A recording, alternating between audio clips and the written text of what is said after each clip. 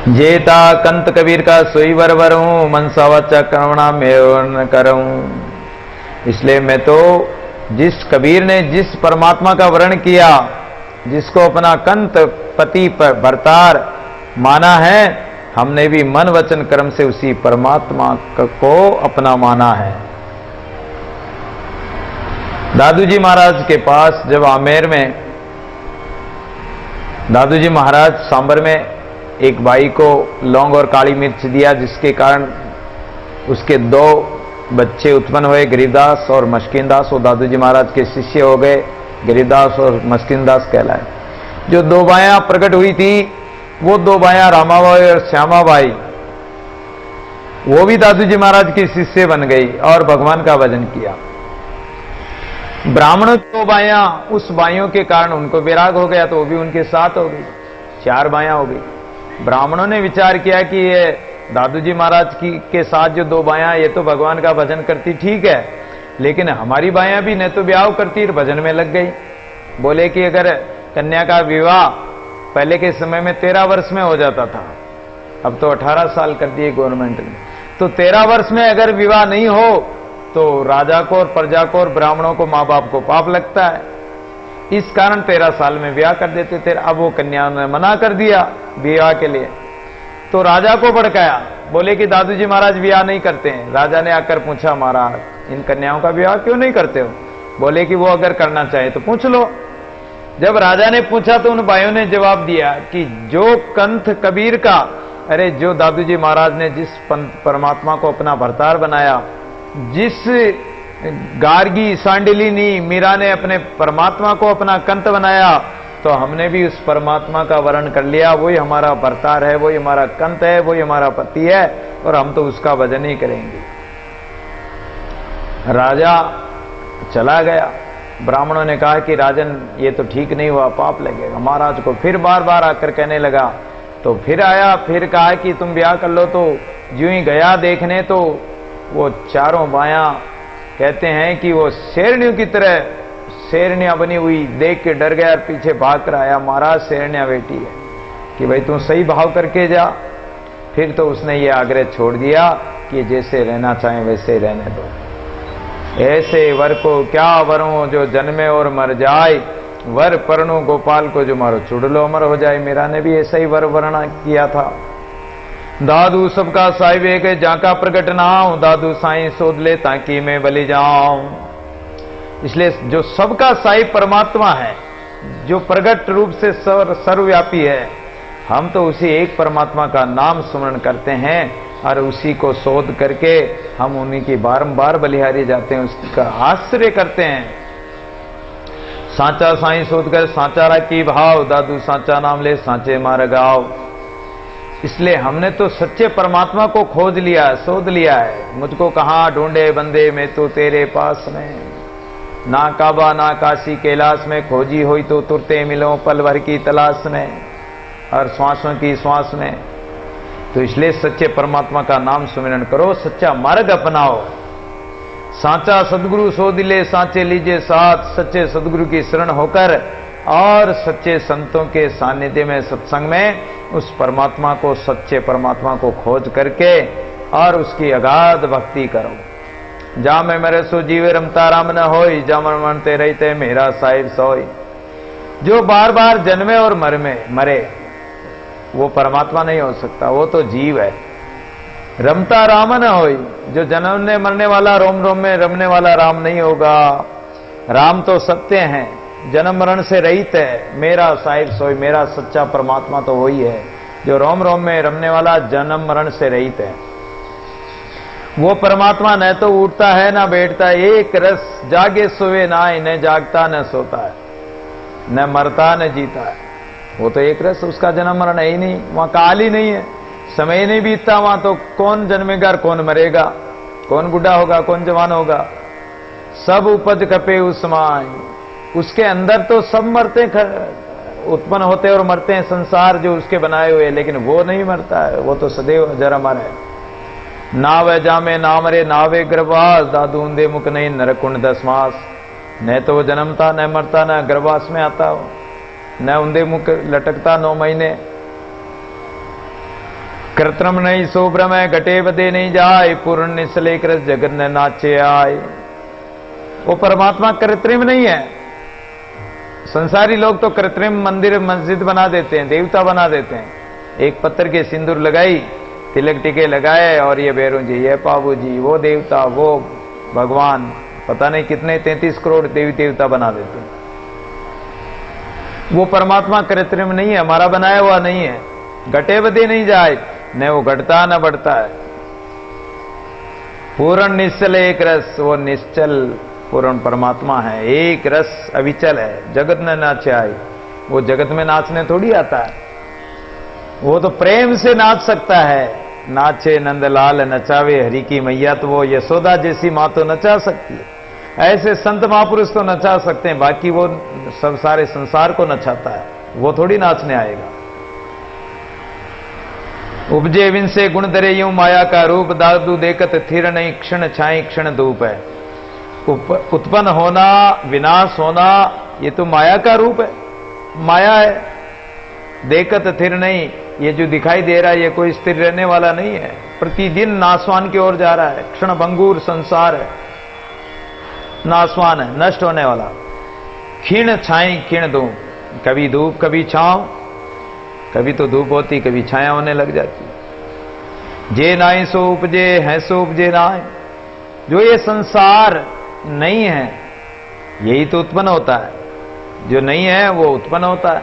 और जो उत्पन्न होता है, जो जन्मया सो मरेगा, जो चुण्या सो देवरा वो एक दिन ढह पड़ेगा। है सो उपजे नाय, जो परमात्मा है वो न तो जन्मता न मरता, अलग है, आदि अनादि है। उपजे माया माए, वो अलग है, लखने में नहीं आए। मन वाणी बुद्धि उसको लख नहीं सकती, वो आदि अनादि है। संसार नहीं था जब भी परमात्मा आदि में परमात्मा था, ये संसार है तो भी है और अंत में भी परमात्मा रहेगा, वो तो आदि अनादि है। उपजे माया माए, ये उत्पन्न होना और मरना माया के अंदर होता, परमात्मा में नहीं होता है। जे यूं करता जीवता, संकट क्यों आया, कर्मों के वश क्यों बया, क्यों आ बंधाया। अगर ये जीव ही करता होता तो फिर संकट में क्यों आता। कई लोग कहते हैं कि हम ही करता है, अरे जो हम करें, जो हम करें, हम संसार पैदा करते हैं, हम धन कमाते हैं। तो अगर तुम स्वयं ही करता हो तो बालक से तो जवान हो गए, लेकिन जवान से कोई बूढ़ा होना चाहता है? कोई नहीं होना चाहता है। फिर बूढ़े क्यों होते हो? जवानी बने रहो, तुम ही करता हो तो फिर बूढ़े क्यों होते हो? तुम्हारे काले बाल सफेद होते हैं, क्यों होने देते हो? शरीर में झुर्रियां पड़ जाती, क्यों पड़ने देते हो? बुढ़ापा क्यों आने देते हो और क्यों मरते हो? अगर तुम ही करता हो तो फिर संकट क्यों आते हैं तुम्हारे अंदर? संकट को मेट दो, आने ही मत दो, अगर तुम ही करता हो तो ये जीव कर्मों के वश और इसी कारण बंधता है। क्यों सब योनि जगत में गरबार नचाया, क्यों ये करता जीवे पराध विकाया। इसलिए ये बार बार जन्म मरण के चक्कर में पड़ता है, घर घर बार नाचता है, और करता होता तो क्यों दूसरे के हाथ में जाता। दादू कृत्रिम कालवश बंध्या गुण माय, उपजे विन से देखता यूं करता नाय। कृत्रिम कालवश, जो कृत्रिम है, बनाए हुए कृत्रिम, आप मनुष्य के बनाए हुए, वो तो काल के वश में, और जो जीव हैं ये भी काल के वश में। बंध्या गुण माय, इस संसार के गुणों, देह के गुणों से बंधे हुए हैं। जन्मना मरना, सुख दुख, हानि लाभ और शोक सब होंगे। उपजे विन से, उत्पन्न होना और विनाश होना ये सभी का होगा। ये करता ना, ये जीव करता नहीं है।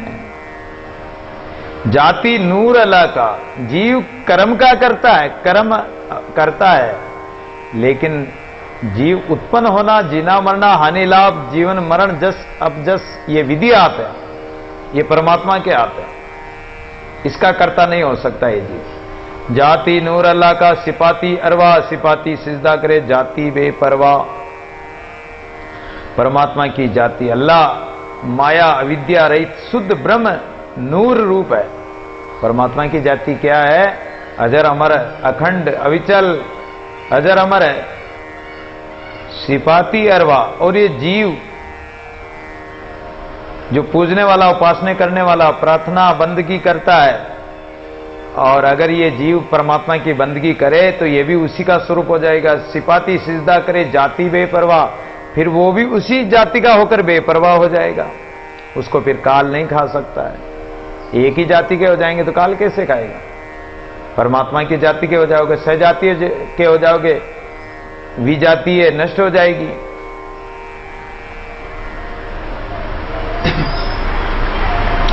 खंड खंड निज ना भया इकल से के नूर, ज्योता त्यों तेजे ज्योति रही भरपूर है। इसलिए परमात्मा के खंड खंड नहीं कर सकते हैं, टुकड़े नहीं कर सकते हैं। परमात्मा एक रूप है, एक रस है।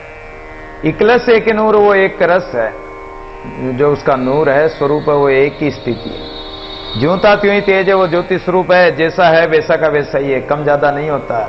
उसकी ज्योति भरपूर रूप से प्रकाशित हो रही है।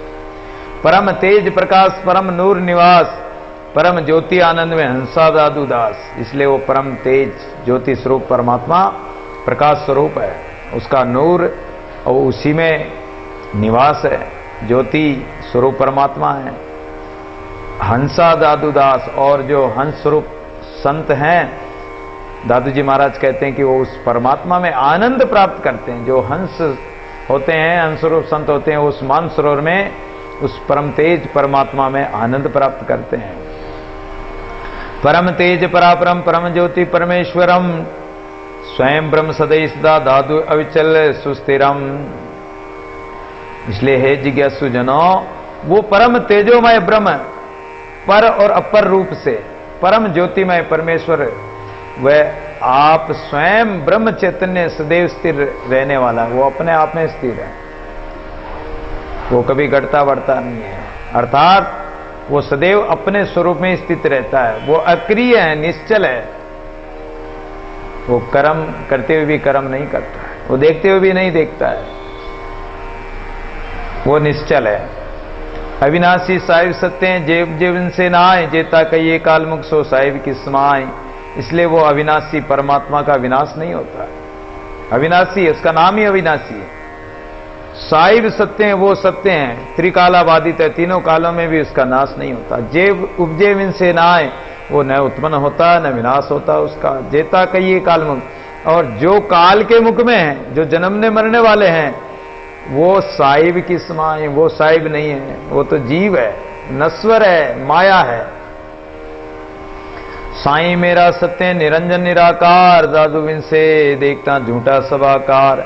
इसलिए वो एक मेरा परमात्मा जो साईं है, वही सत्य है, वही निरंजन है, वही निराकार है। अंजन माया रहित है, निरंजन निराकार है, दादू बिन से देखता।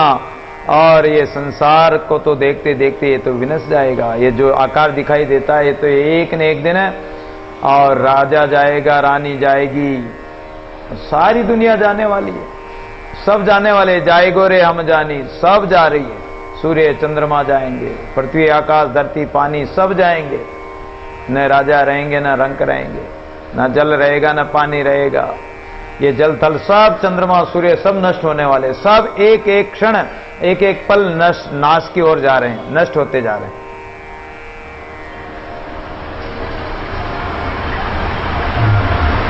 राम रटन छाड़े नहीं, हरिले लागा जाए, बीचे एटके नहीं, कला कोटि दिखलाए। इसलिए कहते हैं कि परमात्मा के भजन को मत छोड़ो, परमात्मा के सुमिरन का त्याग मत करो कभी भी, किसी भी परिस्थिति में। प्रहलाद के ऊपर जीवन में कितने कष्ट आए, लेकिन राम नाम नहीं छोड़ा। जब तो दादू जी महाराज ने पहले ही पदों में कहा है, राम नाम नहीं छोड़ो रे भाई, प्राण तजो निकट जीव जाई। राम नाम को नहीं छोड़ेंगे, चाहे प्राण चले जाए, लेकिन राम नाम नहीं छोड़ेंगे। प्राणों की रक्षा तो प्राणनाथ करने वाले प्रहलाद ने राम नाम नहीं छोड़ा, चाहे कितना ही कष्ट दिया, कितना ही दुख दिया, लेकिन उन्होंने राम नाम नहीं छोड़ा। तो परमात्मा अपने आप रक्षा करने के लिए नरसिंह रूप में अवतार लेकर प्रहलाद की रक्षा कर दी। इसलिए कितना ही कष्ट आए, चाहे कुछ भी परिस्थिति बने, लेकिन अनुकूल प्रतिकूल परिस्थिति में भी भगवान के नाम को न छोड़े। राम रटन छोड़े नहीं, हरि ले लागा जाए। परमात्मा में अपनी लगन लगाए रखो, बीचे अटके नहीं, कला कोटि दिखलाए। बीच में अटको नहीं।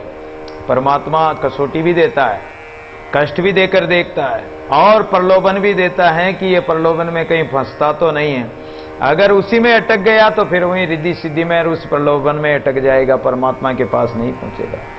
इसलिए परमात्मा कला कोटि दिखलाए, अनेक कलाएं दिखलाएगा। मन मना भव मदभक्तो मदाजी मां नमस्कुरु, मां में वेशेसी सत्यम ते प्रति जाने प्रियोसी में। जो मेरे भगत होते हैं वो मुझे ही नमस्कार करते हैं, वो मुझे छोड़कर अन्य किसी भी वस्तु में प्रियता नहीं करते हैं, किसी भी वस्तु को नहीं चाहते हैं। वो भगवान के सच्चे भक्त केवल भगवान को ही चाहते हैं, वो बीच में अटकते नहीं, किसी वस्तु व्यक्ति पद पदार्थ में नहीं अटकते हैं। हरि को अपना भक्त जन तजे न जीवन माए, परमात्मा को नहीं छोड़ते चाहे कितना कुछ हो जाए। निज पद से हारेल ज्यों काष्ठ तजत है नाय। एक हारेल पक्षी होता है, वो अपने पैर में लकड़ी को पकड़े रहेगा, छोड़ेगा नहीं। अगर किसी पेड़ पे बैठेगा तो पेड़ पे ही बैठेगा, वो किसी लोहे पर या इत्यादि किसी और अन्य चीज पर नहीं बैठेगा।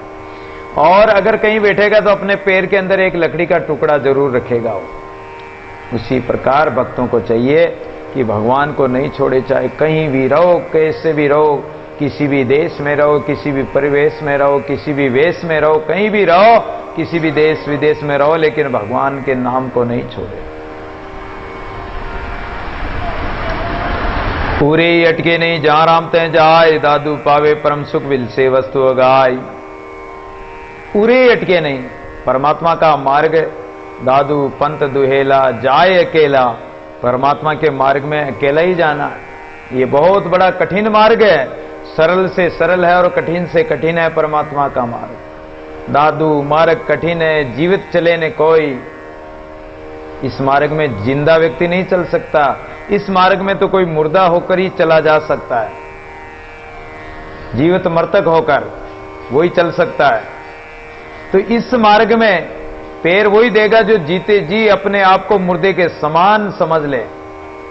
चाहे कोई निंदा करे, चाहे कोई भोजन कराए, चाहे कोई तिलक लगाए, चाहे कोई धूल उछाल दे, चाहे कोई अच्छा कहे, चाहे कोई बुरा कहे, लेकिन उस बुराई अच्छाई के मान सम्मान बढ़ाई और उसमें न पढ़कर